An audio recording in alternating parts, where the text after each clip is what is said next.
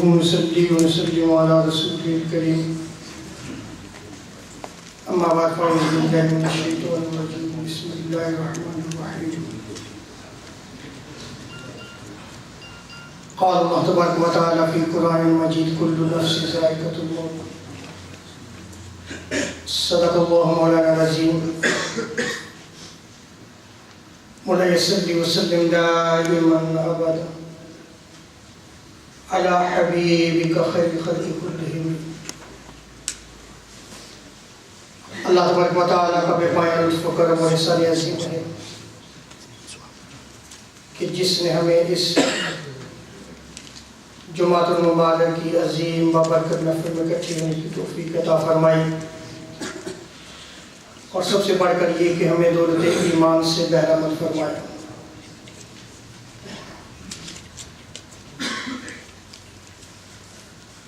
گزشتہ 1.5 ماہ سے جو ہمارا موضوع گفتگو چل رہا ہے، جس میں قرب موت کے احوال کا ذکر کیا گیا، کیا کیفیات ہوتی ہیں اس کا بھی ذکر کیا گیا، اور جب کوئی شخص قریب المرگ یعنی جس کی موت کا وقت قریب ہوتا ہے، اس کے قریب جو بندے ہوتے ہیں ان کے لیے کیا اعمال کرنے ضروری ہوتے ہیں، اس کا بھی بیان کیا گیا۔ اس کے بعد کفن دفن کے حوالے سے بھی بیان کیا گیا، غسل کا باقاعدہ سنت طریقہ بھی بیان کیا گیا۔ پچھلے جمعہ مبارک میں کفن کا تفصیلی بیان تھا، آج ہم جنازے کے مسائل کو موضوع گفتگو بنائیں گے۔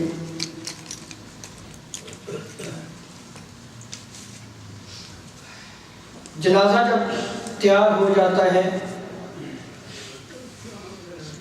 تو اس جنازے میں جلدی کرنا حکم رسول صلی اللہ علیہ وسلم۔ امام ابو داؤد نے سنن ابو داؤد میں باقاعدہ ایک چیپٹر نیم رکھا ہے الاسراع بالجنازہ، کہ جنازے میں جلدی کرنا۔ اس کے بعد وہ روایات انہوں نے نقل کی۔ جنازے کو جب لے کے چلا جاتا ہے تو اس کو اعتدال یعنی میانہ روی کے ساتھ جو ہے وہ چلنا چاہیے، اور تیزی کے ساتھ لے کے جانا چاہیے۔ وہ تیزی اس قدر نہیں ہونی چاہیے کہ جو دوڑنے کے مشابہ ہو، اور تیزی اس قدر بھی نہیں ہونی چاہیے کہ میت کو جھٹکا لگے۔ اس لیے کہ سید عالم صلی اللہ تعالی علیہ وسلم ارشاد فرماتے ہیں کہ میت کی ہڈی کو توڑنا منع ہے، یہ ایسے ہی ہے جیسے زندگی میں اس کی ہڈی توڑی جائے، یعنی اگر اس کو زندگی میں اس کی ہڈی کو اگر توڑا جائے اس کو تکلیف محسوس ہوتی ہے، ایسے ہی مردے کو جو ہے اس کی تکلیف جو ہے محسوس ہوتی ہے۔ سو جھٹکا جو ہے وہ اگر بہت دوڑنے کی شکل اختیار کر جائے گا وہ صورت تو پھر جو ہے وہ منع کی گئی۔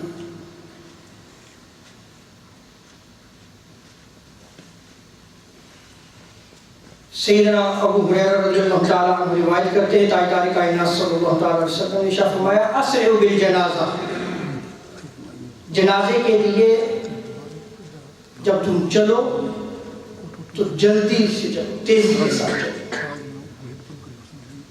فَإِن تَكُ صَالِحَةً فَخَيْرٌ تَقَدِّمُونَهَا، اگر تو وہ میت جو ہے جو فوت ہو چکا ہے وہ میت نیک ہے تو اسے بھلائی کی طرف جلد از جلد پہنچا دو، تاکہ وہ آخرت کے ثواب اور اللہ تبارک و تعالیٰ کی رحمت تک جلد پہنچ جائے۔ جب بندہ کی روح اس کے جسم سے نکلتی ہے تو اس کی زندگی کے مطابق اس کے اگلے حال کی خبر اس کو دے دی جاتی ہے۔ اگر اس کی زندگی نیک تھی، اسلام کے مطابق گزری، برائی سے نفرت تھی، نیکی کے امور سر انجام دیتا تھا، رب کو راضی کرتا تھا اور رب کی رضا کے لیے دوستی بھی قائم کرتا تھا اور رب کی رضا کے لیے دشمنی بھی رکھتا تھا، کسی دنیاوی غرض کی وجہ سے، رب کی رضا کے لیے، تو جب اس کی زندگی تاجدار کائنات صلی اللہ تعالی علیہ وسلم کے اسوہ کامل کے مطابق گزرتی ہے تو پھر اس کو جنت کی بشارتیں فرشتے اسی وقت دینا شروع کر دیتے ہیں جب اس کی روح کو نکالا جا رہا ہوتا ہے۔ اس کے مقام کی، اس کے ٹھکانے کی اس کو اسی وقت خبر دے دی جاتی ہے جب اس کی روح کو نکالا جا رہا ہوتا ہے، فرشتے اس کو خبر دے دیتے ہیں۔ اور اب آگے حضور صلی اللہ علیہ وسلم فرماتے ہیں وَإِن تَكُ سَوَادَائِكَ فَالشَّرُّ تَدْعُونَهُ عَنْ رِقَابِكُمْ، اگر اس کی زندگی برائی میں گزری، برا تھا،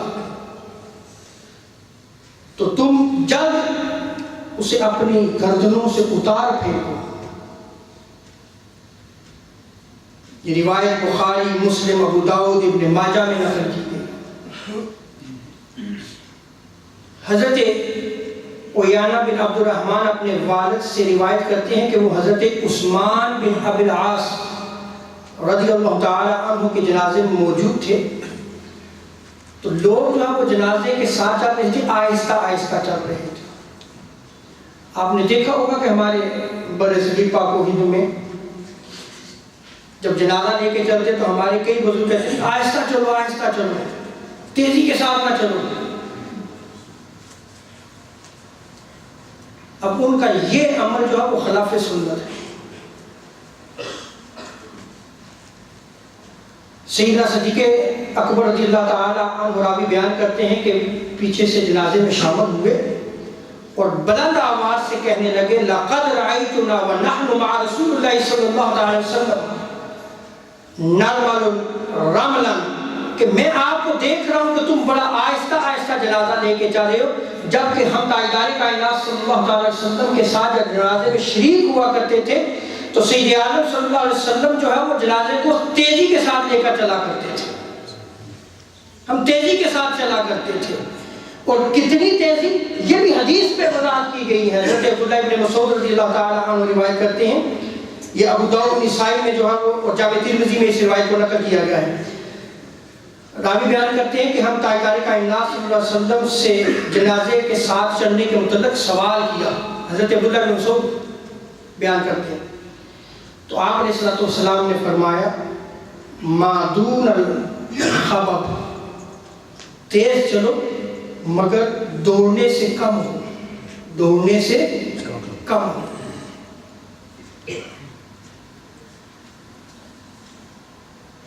جنازے کے پیچھے چلنا جو ہے یہ افضل ہے، جنازے کے دائیں اور بائیں نہیں چلنا چاہیے۔ کنز العمال میں امام ہندی نے اس روایت کو نقل کیا اور جو چیپٹر نام رکھا ہے اس کا نام بھی یہی ہے کہ جنازے کے پیچھے چلنا افضل ہے۔ حضرت ابو سعید خدری رضی اللہ تعالی عنہ روایت کرتے ہیں کہ میں نے حضرت مولا علی سے پوچھا، اب دیکھیں کہ حضرت ابو سعید خدری جو ہے وہ بھی صحابی، حضرت مولا علی بھی صحابی، انہوں نے اس مسئلے کو پوچھنے کے لیے اپنے سے عالم یعنی جو ان سے بڑا عالم تھا اس سے سوال کیا۔ اور ہمارا حال یہ ہو چکا ہے کہ ہم اور کسی موضوع پہ ڈیبیٹ کریں یا نہ کریں، دین کے باب میں ہم جو ہے وہ ڈیبیٹ ضرور کرتے ہیں، خواہ ہمیں علم ہے یا نہیں ہے۔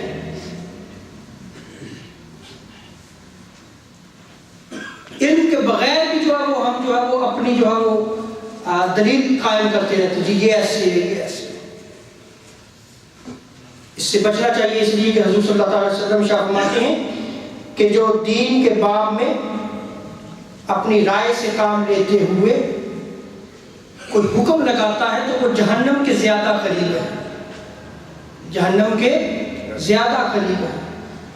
سو اگر شرعی مسئلے کا علم نہیں ہے تو تم اپنے سے بڑے عالم کی طرف رجوع کرو، اس سے جا کے پوچھو جو دین کا جاننے والا ہے۔ تو حضرت مولا علی سے جب پوچھا کہ کیا جنازے کے آگے چلنا افضل ہے تو آپ نے فرمایا، حضرت مولا علی نے، کہ جنازے کے پیچھے چلنا آگے چلنے سے ایسے ہی افضل ہے جیسے فرض نماز نفل نماز سے افضل ہے، ایسے ہی افضل ہے۔ میں نے پوچھا کہ یہ آپ کی رائے ہے؟ تو مولا علی نے فرمایا، میں نے یہ بات ایک بار نہیں بلکہ کئی بار تاجدار کائنات صلی اللہ تعالی علیہ وسلم سے سنی ہے، یہاں تک کہ حضرت مولا علی نے تصریح فرمائی کہ 7 بار میں نے خود اپنے کانوں سے تاجدار کائنات صلی اللہ تعالی علیہ وسلم سے سنا ہے اس بات کو۔ کیا عورت جو ہے وہ جنازے کے ساتھ جا سکتی ہے یا کہ نہیں؟ تو عضو الشرع، عورتوں کا جنازے کے ساتھ جانا ممنوع اور ناجائز ہے، وہ نہیں جا سکتی۔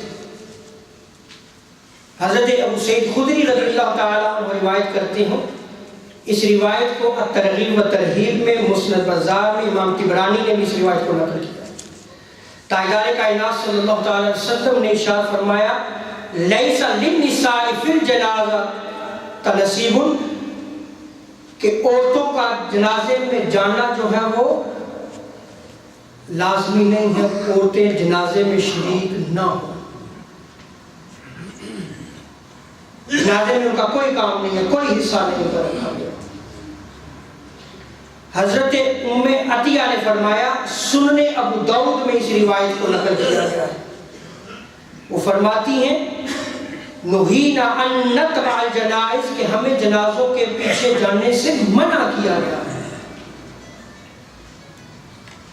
سو عورت جو ہے وہ جنازے کے پیچھے جو ہے وہ نہیں جا سکتی۔ اب جب جنازہ لے کے چلا جاتا ہے تو اس کا طریقہ کار یہ ہے کہ میت کا سر آگے ہونا چاہیے، میت کا سر آگے ہونا چاہیے، خواہ اس کی ٹانگیں جو ہے وہ قبلہ کی طرف ہوں جائے، اس کا سر ہمیشہ جو ہے وہ آگے ہی رکھا جائے۔ فتاوی عالمگیری، فتاوی رضویہ میں اس کو بیان کیا۔ اور اگر عورت مر جائے تو شوہر اس کے جنازے کو ہاتھ لگا سکتا ہے یا کہ نہیں، یا اس کو کندھا دے سکتا ہے یا کہ نہیں۔ امام احمد رضا بریلوی رحمت اللہ تعالی علیہ مجدد دین و ملت فرماتے ہیں، اسی سوال کا جواب دیتے ہوئے فتاوی رضویہ کہ جنازے کو اجنبی ہاتھ لگاتے ہیں، کندھے پر اٹھاتے ہیں، قبر تک لے جاتے ہیں، شوہر نے کیا قصور کیا ہے؟ اللہ اکبر۔ یہ مسئلہ جاہلوں میں غلط مشہور ہے، جاہلوں میں غلط مشہور ہے۔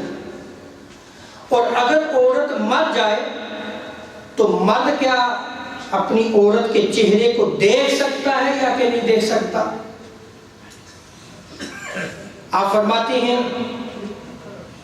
کہ مرد اپنی مردہ بیوی کے چہرے کو دیکھ سکتا ہے، اجنبی نہیں دیکھ سکتے، اجنبی ان کو اجازت نہیں ہے۔ ہاں، شوہر کو اپنی مردہ عورت کا بدن چھونا جو ہے وہ جائز نہیں ہے، بدن کو وہ ہاتھ نہیں لگا سکتا۔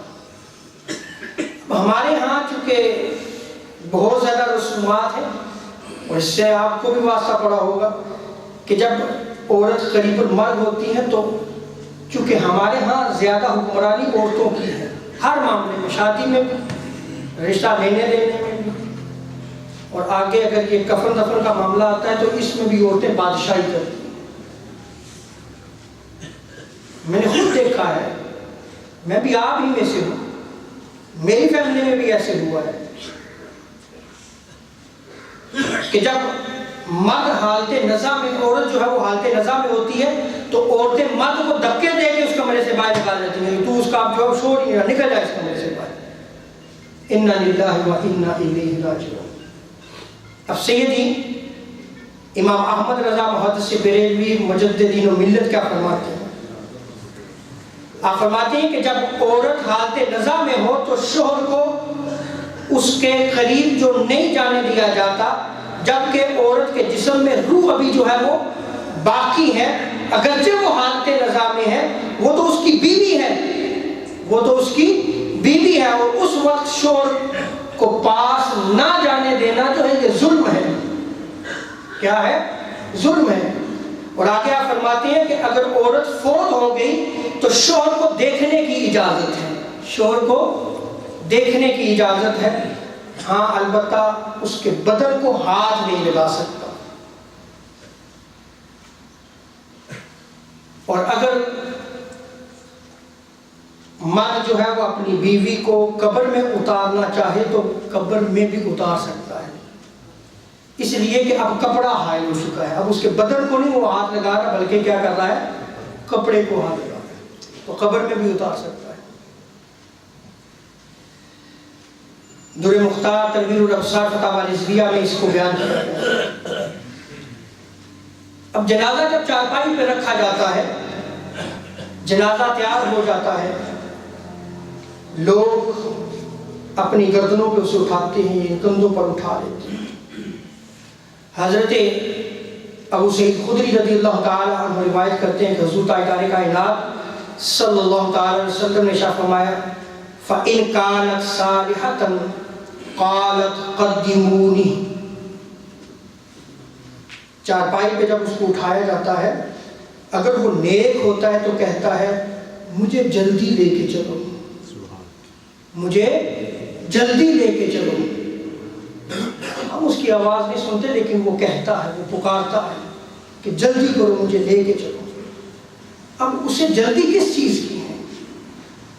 احادیث مبارکہ میں آتا ہے کہ جو بندہ مومن اس دنیا سے جاتا ہے تو وہ تو اسے خوشخبریاں دی ہی جاتی ہیں، اسے جنت کی، اس کا مقام بھی دکھایا جاتا ہے، لیکن جو اسے جلدی ہوتی ہے وہ رب سے ملاقات کی جلدی ہوتی ہے۔ کس چیز کی جلدی ہوتی ہے؟ رب سے ملاقات۔ اور جلدی ہوتی ہے کہ قبر میں تاجدار کائنات صلی اللہ تعالی وسلم کے حسین چہرہ انور کی زیارت کرے۔ سبحان اللہ، سبحان اللہ۔ نیک ہو تو کہتا مجھے جلدی لے کے چلو، اور حضور آگے شاہ فرماتے ہیں وَإِنْ كَانَتْ غَيْرَ صَالِحَةً، اگر وہ نیک نہیں تھا، غیر صالح تھا۔ اب غیر صالح کون ہوتا ہے؟ وہ جو نماز کی پابندی نہ کرے، غیر صالح ہے، نماز نہ پڑھے۔ آج دیکھ لیں ہم نماز جنازہ میں اکٹھے، ایک ہماری اپنی نماز پڑھی جائے گی، اس وقت تو سارے آ جاتے ہیں، لیکن کیا ہم نے یہ سوچا ہے کہ ہم نے بھی ایک نماز پڑھنی ہے؟ اور یہ وہ نماز ہے جس کو مومن کی معراج قرار دیا گیا ہے، جس کو حضور علیہ السلام کو گفٹ کے طور پہ معراج کے موقع پہ عطا کیا گیا۔ اس نماز کو ہم بھلا بیٹھے ہیں، اور زندگی میں جو نمازیں قضا ہو چکی ہیں سن بلوغت سے، جب سے وہ بالغ ہوا ہے، اس کے بارے میں سوال کیا جائے گا، پوچھا جائے گا اس سے۔ اور صحابہ کی اکثریت جو نماز کو جان بوجھ کے ترک کرے وہ اسے کافر قرار دیتے تھے۔ امام ابو حنیفہ کے نزدیک تو جو ہے وہ فاسق اور فاجر ہے، کبیرہ گناہ کا مرتکب ہے، اور جب تک وہ نماز نہ پڑھے اگر شرعی حکومت ہو تو اسے قید کیا جائے گا۔ امام ابو حنیفہ کے نزدیک غیر صالح، اسی کو تو کہتے ہیں غیر صالح، کہ اللہ کے حکم کی نافرمانی ہو، تاجدار کائنات صلی اللہ علیہ وسلم کے حکم کی نافرمانی ہو، قرآن کے احکام کی نافرمانی ہو، سید عالم صلی اللہ علیہ وسلم کے فرامین کی کی نافرمانی ہو، خواہ وہ عبادت کی صورت میں ہو، خواہ وہ بندوں کے ساتھ تعلق کی صورت میں ہو، نافرمانی نافرمانی ہے۔ اگر وہ نمازیں پڑھتا ہے لیکن جب بندوں کے ساتھ تعلق آتا ہے تو چغلی کرتا ہے، تہمتیں لگاتا ہے، غیبت کرتا ہے اور بندوں کی جو ہے وہ پگڑیاں اچھالتا ہے، تو پھر تو جو ہے وہ اس کے سارے اعمال روز قیامت غارت چلے جائیں گے، تباہ و برباد ہو جائیں گے۔ وہ جو نیک عمل کر رہا ہے وہ اس کو روز قیامت کوئی کام نہیں آئیں گے اس کے، اس لیے کہ وہ جو تعلق تاجدار کائنات صلی اللہ علیہ وسلم نے بتایا تھا کہ بندوں کے ساتھ کیسے تعلق ہونا چاہیے، اس نے اس کو رد کر دیا، اس کو چھوڑ دیا۔ اگر وہ غیر صالح ہو تو حضور شاہ فرماتے ہیں قالت لأہلہا، وہ کسی کو میت نہیں پکارتی، وہ سب سے پہلے اپنے خاندان والوں کو پکارتی ہے۔ جب اسے جنازے پہ رکھا ہوتا ہے وہ اپنے خاندان والوں کو کہتی ہے کہ ویلھا این تذہبون، اے میرے اہل خانہ مجھے کہاں لے کے جا رہے ہو، اس لیے کہ وہ آگے عذاب کو دیکھ رہا ہوتا ہے۔ اس کی قبر جو ہے وہ جہنم کے گڑھوں میں سے ایک گڑھا بن چکی ہوتی ہے، وہ عذاب کو، وہ آگ کو دیکھ رہا ہوتا ہے۔ اگر اس کا عمل جو بھی ہوگا اس عمل کے مطابق اژدہا جو ہے وہ قبر میں دیکھتا ہے، سانپ دیکھتا ہے، بچھو دیکھتا ہے، فرشتے برز لے کے کھڑے ہوتے ہیں، وہ اپنی ماں پٹائی کو دیکھ رہا ہوتا ہے، کیونکہ جب جسم سے روح نکلنی ہوتی ہے تو اس کو مقام یہ بھی بتا دیا جاتا ہے کہ تو جہنمی ہے، تیرا ٹھکانہ جہنم میں ہے، اے انسان تو غفلت میں پڑا ہوا ہے۔ اسی لیے سید عالم صلی اللہ علیہ وسلم ارشاد فرماتے ہیں لوگوں جو میں دیکھتا ہوں اور جو میں سنتا ہوں، اگر تم دیکھ لو اور سن لو تو تم کھانا پینا چھوڑ دو، تم شادیاں کرنا چھوڑ دو، تم دنیا ترک کر کے جنگلوں میں نکل جاؤ۔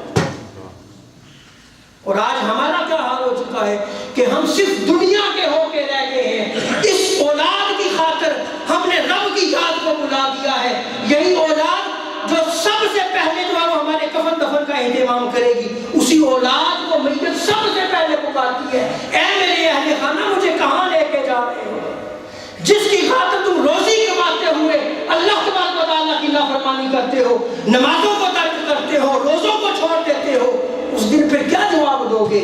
اس دن جب چارپائی پہ رکھا جائے گا اس دن تو تم پکارو گے، یہ تو حضور کا فرمان ہے، لیکن سننے والے سنتے نہیں ہیں۔ آؤ سید عالم صلی اللہ علیہ وسلم نے اس کی خبر دی ہے کہ اس کے پکارنے سے پہلے اپنے حال کو بدل لو،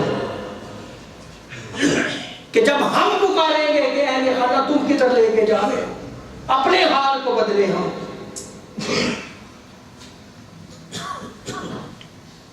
حضور عشاء فرماتے ہیں بہا یسمع صوتها کل شیء الا الانسان، انسان کے علاوہ ہر شے اس آواز کو سنتی ہے، ہر شے سنتی ہے۔ اور آگے حضور عشاء فرماتے ہیں کہ اگر انسان اسے سن لیتا تو یا تو وہ فوت ہو جاتا یا بے ہوش ہو جاتا، اس آواز کو اگر سن لے۔ اور حضرت عمر فاروق رضی اللہ تعالیٰ عنہ روایت کرتے ہیں تاجدار کائنات صلی اللہ علیہ وسلم فرماتے ہیں کہ جب لوگ میت کو چارپائی کے رکھ کر 3 قدم تک لے جاتے ہیں تو وہ کلام کرتی ہے، وہ میت کلام کرتی ہے، انسانوں اور جنوں کے علاوہ سب سن رہے ہوتے ہیں، وہ پکار پکار کر کہتی ہیں اے بھائیو، اے جنازہ اٹھانے والوں، دنیا سے دھوکہ نہ کھاؤ جیسے میں نے کھایا، لوگ تم سے ایسے کھیلنے نہ پائیں جیسے مجھ سے ہوا۔ یعنی ساری زندگی جو ہے وہ دنیا کماتے ہوئے گزر گئی، رب کی یاد کو بلا کے رکھا۔ وہ پکار پکار کے کہتا ہے کہ میں اپنے وارثوں کے لیے سامان چھوڑ کے آیا ہوں، مال و دولت چھوڑ کے آیا ہوں، جبکہ قد خواہ یوم قیامت مجھ سے مطالبہ کریں گے، جھگڑا کریں گے، اور تم تو مجھے قبر میں ڈال کر چھوڑ جاؤ گے۔ یہ پکار پکار کے کہتا ہے وہ میت جس کو چارپائی پہ رکھا گیا ہے۔ اور حضرت ام درداء رضی اللہ تعالیٰ عنہ روایت کرتی ہیں، فرماتی ہیں کہ جب میت چارپائی پہ رکھی جاتی ہے تو وہ آواز دیتی ہے اے گھر والوں، تو سب سے پہلے وہ گھر والوں کو پکارتی ہے، اے پڑوسیوں، پھر وہ اپنے پڑوسیوں جو اس کے قریب رہتے تھے پھر ان کو پکارتی ہے، پھر وہ جو جنازہ اٹھا کے لے کے جا رہے ہوتے ہیں ام عطیہ فرماتی ہیں پھر وہ ان کو پکارتی ہے اے میرا جنازہ اٹھانے والوں، اہل دنیا سے دھوکہ نہ کھانا جیسے میں نے کھایا، نہ ان کے ہاتھ کھلونا بننا جیسے میں بنا ہوں، اے میرے اہل خانہ تم میرا کون سا بوجھ اٹھا سکو گے؟ کوئی کسی کا بوجھ نہیں اٹھائے گا۔ اس وقت میت پکاری ہوگی کہ تم میرا بوجھ ذرہ برابر بھی نہیں اٹھا سکتے۔ اور سیدنا ابو ہریرہ کے مطابق تاجدار کائنات صلی اللہ تعالی علیہ وسلم کا فرمان ہے کہ فرشتے جو ہے وہ جنازے کے ساتھ چلتے ہیں اور چلتے ہوئے کہتے ہیں کہ دیکھو اس نے آگے کیا بھیجا ہے، کیا اعمال اس نے نیک اعمال بھیجے ہیں۔ فرشتے کہتے ہیں، اور لوگوں کی نظریں، حضور شاہ فرماتے ہیں لوگوں کی نظریں اس پر ہوتی ہیں کہ اس نے پیچھے کیا چھوڑا ہے۔ کیا آج ہمارا حال یہ نہیں ہو چکا؟ ہم دیکھتے ہیں کہ جس نے کیا چھوڑا ہے پیچھے، کتنی مال و دولت ہے، کیا کیا ہمارے ہاتھ آئے گا، کیا کیا ہمیں ملے گا۔